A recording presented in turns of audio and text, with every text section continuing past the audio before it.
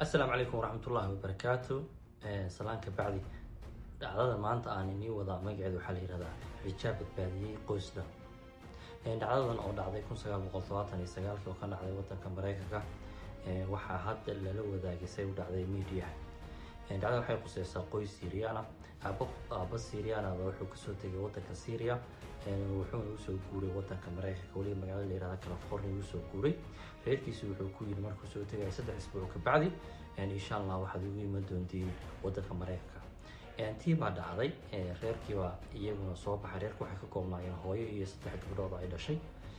reerkii markay soo baxeen waxay ku soo hormareen magaalada la yiraahdo New York markii ku soo degeen intii aysan u gudbin California waxaa la yiri waxa laga qaadayaa afartiina sawiro sawiradaas oo green card marka waxa loo baahan yahay in madaxa xijaabkeeniga xiran dhamaantiin ma iska saartiin. marka hooyadii iyo 3 gabdhood laba kamid ah ayaa xijaabkiisa ka saaray sida sawirada looga qaado. gabdhihii mid kamid ah baa waxay diiday in xijaabkeeda ay bixiso oo ay dhahdo mataqaan xijaabkeeda uma bixinayo sawir laga qaadayo. qoladii immigration joogay iyo gabadhii buuq baa dhex maray. gabadhii way diiday. gabadhu waxay gabar yar oo jirta 13 sano jirta. hooyadii baa qayla iyo mataqaan gabadh yareed dagaal ku saabsan inay bixiso si aanan diyaaradda looga reebin ay la gashay. gabadh yar way diiday waxay tiri diinteeda arrinkan ku saabsan yahay wax diinteeda ku saabsan weeyaan mana laga yaabo in aan sawir aan u bixiyo xijaabkeyga iyadoo la arkayo. tii baa dhacday.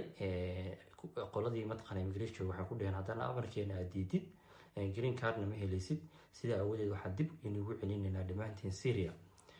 gabadha yare magaceeda la yiraahdo Hala Hatiq oo 13 sano jirta waxay tiri uma siibayo xijaabkeyga green card aan qaadanayo. qolada immigration-kana iyo intii isla murmay waxay qaadatay 2 saac. diyaaradii la saari lahaa ay ku tagi lahaa New York ay uga bixi lahaayeen ay ku tagi lahaayeen California diyaaradda sidii bay ku baxday. diyaaradii markii sidii ay ku baxday qoladii immigration-ka dadkii haystay baa meesha isku yimi waxaana la ogolaaday in gabadh yar iyadoo xijaabkeeda wadata sawirkii laga qaado. sawirkii markii laga qaaday gabadhii baa diyaarad kale la saaray.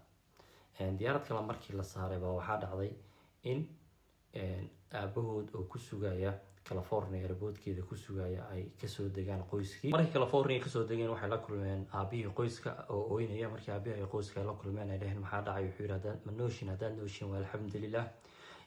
markii weydiiyeen waxa dhacayna wuxuu yiri diyaaradii la inaga reebay aad soo raaci lahaydeen duulimaadkeedu ahaa 191 ahaa waxaa ku dhintay 295 qof. dadkii saarnaa waxba kama badbaadin waxayna noqotay masiibadii ugu weyneed ee diyaarad Mareykan dhacda oo dad intaas leegi ay ku dhintaan. markasta sheekada waxaan ka baran karnaa markasta inaad ku dheganaatid diintaada iyo dadnimadaada.